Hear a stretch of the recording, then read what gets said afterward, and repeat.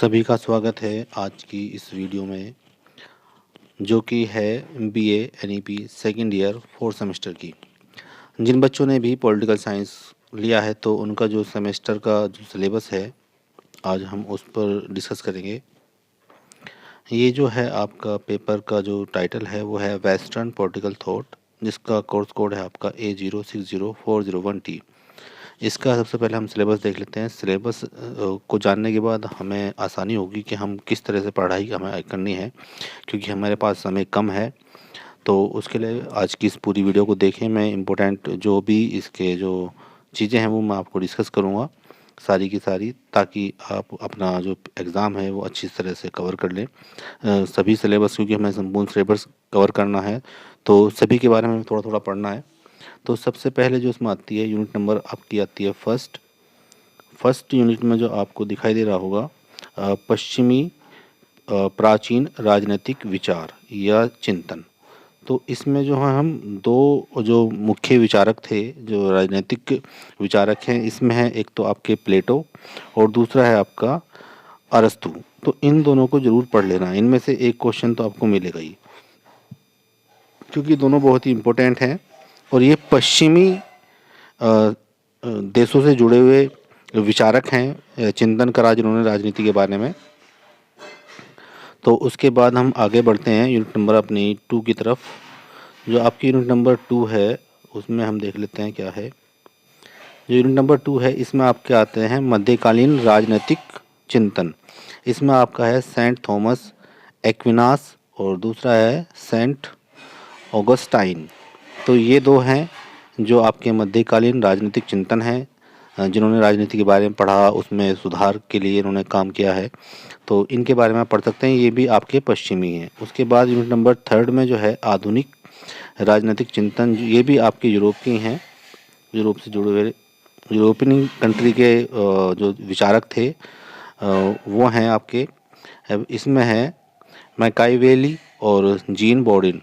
तो ये भी आप इनको एक बार देख लेना, क्योंकि ये भी इम्पोर्टेंट होते हैं दोनों। उसके बाद आपका आता है यूनिट नंबर 4, जिसमें आपके सामाजिक संविदावादी जो आपके थिंकर थे, उसमें आपका है थॉमस हॉब्स। उसके बाद है जॉन लोके और लास्ट जो तीसरा है आपका वो है जीन जैक्सन रूसो। उसके बाद आपका यूनिट नंबर जो 5th है उसमें आपका ज्ञानोदय और उदारवाद। इससे जुड़े हुए जो थिंकर थे वो है आपकी इमैनुअल कांत, एडमंड बर्क और जेरेमी बेंथम। उसके बाद जो आपकी यूनिट नंबर 6 है इसमें आपका थॉमस हिल ग्रीन और दूसरा है इसमें जॉर्ज विलियम फ्रेडरिक हेगल। और कार्ल मार्क्स को सभी जानते हैं, कार्ल मार्क्स के बारे में बहुत चर्चित लोग हैं ये। तो इसमें भी जो है आप कार्ल मार्क्स की तो एक थ्योरी ज़रूर पूछी जाती है। उसके बाद आप इसमें जो इम्पोर्टेंट है वो है आपका थॉमस हिले ग्रीन। तो इन दोनों को पढ़ लेना अच्छी तरीके से। उसके बाद जो यूनिट नंबर 7 है आपकी, इसमें आपका है मैरी वोल्स्ट टॉन क्राफ्ट और सिमोन डी ब्यूवॉइडर और रोजा लग्जमबर्ग। तो ये आप देख सकते हैं। उसके बाद यूनिट नंबर जो 8 है उसमें है जॉन रोलेंस और दूसरा है इसमें माइकल जे ओकशॉट और हन्ना अरेंड।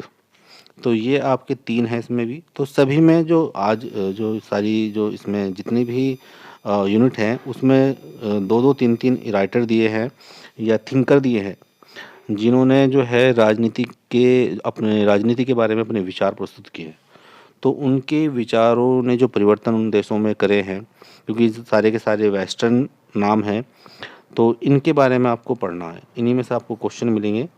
इतना ज़्यादा आसान भी नहीं है और उतना टफ भी नहीं है। तो आप जो हैं लगभग मान के चलिए 20 से 22 जो राजनीतिज्ञ थे उनके बारे में आपको पढ़ना है।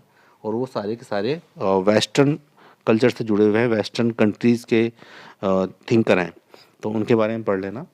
आज की वीडियो में यहीं तक। आज हमने पूरा सिलेबस डिस्कस किया है, तो आगे हम इसकी यूनिट बाय यूनिट थोड़ा थोड़ा इन सभी थिंकर के बारे में जानेंगे। तो जुड़े रहें मेरे चैनल पर, आनंद टीचिंग एकेडमी पर। धन्यवाद।